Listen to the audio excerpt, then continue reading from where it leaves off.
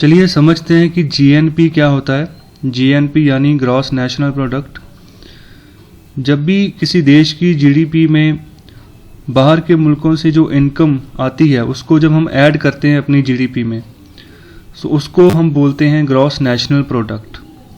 सो इसको हम income from abroad भी नॉर्मल लैंग्वेज में कहते हैं कि जब भी कोई ट्रांस बाउंड्री हम इकोनॉमिक एक्टिविटीज़ करते हैं, जब यहाँ से पैसा बाहर जाता है, बाहर से पैसा अंदर आता है, तो इसको हम बोलते हैं कि इनकम फ्रॉम अब्रॉड। ओके, सो ये कैसे आता है पैसा? सो इसके 3 तरीके हैं। सबसे पहला तरीका जो है वो है प्राइवेट रेमिटेंस या प्राइवेट रेमिटेंसेस। सो इसमें क्या होता है?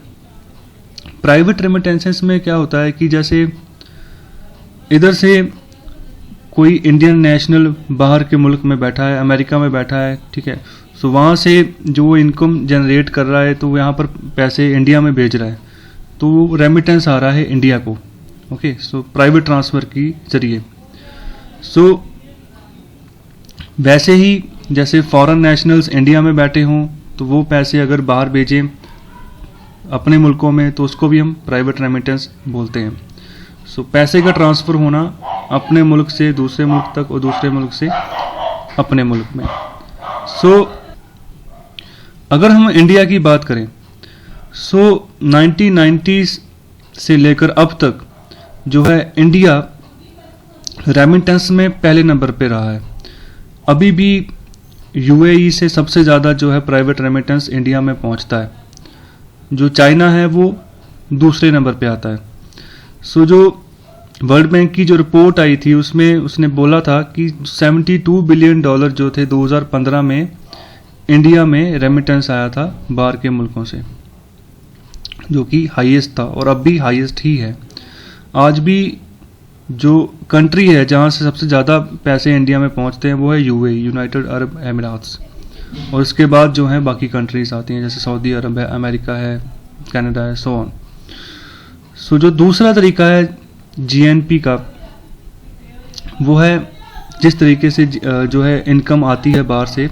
दूसरा तरीका है इंटरेस्ट ऑन एक्सटर्नल लोन्स। सो ये क्या चीज़ होती है? इसमें एग्जांपल के तौर पे मैं यहाँ पर चाइना की एग्जांपल लेता हूँ। चाइना क्या करता है? चाइना जितने भी उसके जो पड़ोसी मुल्क हैं उनको इन्वेस्टमेंट के तौर पे पैसा मुहैया करवाता है, लोन मुहैया करवाता है, और उस लोन के ऊपर वो इंटरेस्ट भी लेता है। तो जैसे पाकिस्तान के अंदर चाइना पाकिस्तान इकोनॉमिक कॉरिडोर बनता है, जो कि बन रहा है, जो कि चाइना के जिनजियांग प्रोविंस से लेके पाकिस्तान के बलूचिस्तान प्रोविंस तक जाएगा। सो एक रोड कॉरिडोर है, अभी भी वहाँ पर काम चल रहा है, तो उसको अभी टाइम लगेगा बनने में। तो वहाँ पर भी चाइना की सरकार ने पाकिस्तान की सरकार को पैसे दिए हुए हैं लोन के रूप में, और उसका वो इंटरेस्ट लेता है। तो जो इंटरेस्ट से जो इनकम आ रही है वो उसकी इनकम फ्रॉम अब्रॉड है। वैसे ही श्रीलंका के साथ हुआ। श्रीलंका में भी चाइना ने बहुत ह्यूज इन्वेस्टमेंट की, काफ़ी सारे रेल, रोडवेज़ और पोर्ट्स के वहाँ पर प्रोजेक्ट चलाए, लेकिन जैसे पोर्ट था हम्बनटोटा पोर्ट, वो फेल हो गया वहाँ पर। तो बाद में श्रीलंका की सरकार ने वो पोर्ट ही लीज पर दे दिया 99 ईयर्स के लिए चाइना को। सो इस तरीके से चाइना अपने पड़ोसी मुल्कों में लोन बांट रहा है।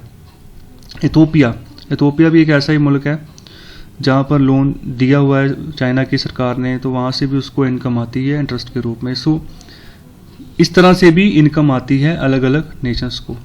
सो इंडिया के केस में ऐसा नहीं है। इंडिया में ऐसा नहीं है। इंडिया भी लोन देता है जैसे अफगानिस्तान को, लेकिन as a friendly manner. Okay, तो इंटरेस्ट रेट बहुत कम होता है उसका। चाइना जो है इसकी सबसे बेस्ट एग्जांपल है। उसके बाद तीसरा जो तरीका है वो एक्सटर्नल ग्रांट्स। एक्सटर्नल ग्रांट्स जैसे इंडिया अफगानिस्तान को देता है, जैसे इंडिया जो उसके और जो फ्रेंडली नेशंस हैं उनकी हेल्प के लिए करता है, जैसे मॉरिशस के लिए या मालदीव्स के लिए, और भी जो छोटे छोटे नेशंस हैं जब उनको मुसीबत पड़ती है तो उनकी हेल्प के लिए जो ग्रांटें देता है। जैसे रिसेंटली कोविड-19 का प्रहार हुआ था मालदीव्स में, तो इंडिया ने वहाँ पर बढ़ चढ़ कर सपोर्ट की थी। मेडागास्कर जो कि अफ्रीकन कॉन्टिनेंट के पास एक आइलैंड कंट्री है मेडागास्कर, वहाँ पर भी जब सुनामी आई थी तो इंडिया ने वहाँ पर पैकेज दिए थे। सो इस तरह से एक्सटर्नल ग्रांट्स जब हम देते हैं किसी मुल्क को, तो उस मुल्क के पास वहाँ पर इनकम फ्रॉम अब्रॉड आ रही है। ओके, सो ये 3 तरीकों से जो है इनकम पहुँचती है एक नेशन से दूसरे नेशन तक। सो इसको फिर जब जीडीपी में ऐड कर देते हैं तो उसको हम बोलते हैं ग्रॉस नेशनल प्रोडक्ट। सो आगे अगर हम बात करें, इंडिया की बात करें, तो इंडिया में ये जीएनपी की अगर बात करें तो ये नेगेटिव में ही रहती है। उसका रीज़न ये है कि आउटफ्लो ज़्यादा होता है हमारे यहाँ, इनफ्लो कम होता है, जिसकी वजह से ट्रेड डेफिसिट बढ़ता रहता है। और जो फॉरेन लोन हमने लिया हुआ है, जैसे IMF वर्ल्ड बैंक से लोन लिया है, इंटरनेशनल मॉनेटरी फंड से लोन लिया है, तो उसकी जो किस्तें देनी होती है वहाँ पर ही सारा सर्कुलेशन चला जाता है पैसों का। सो आगे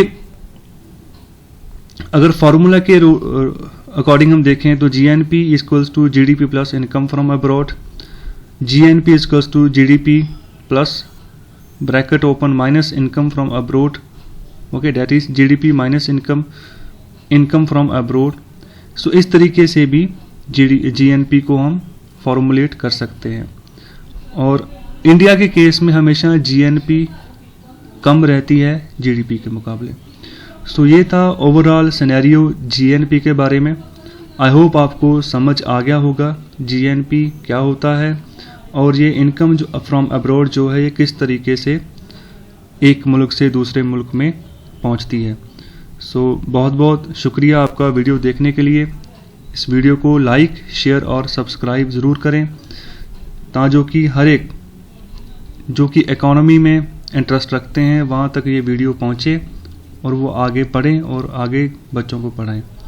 बहुत बहुत शुक्रिया।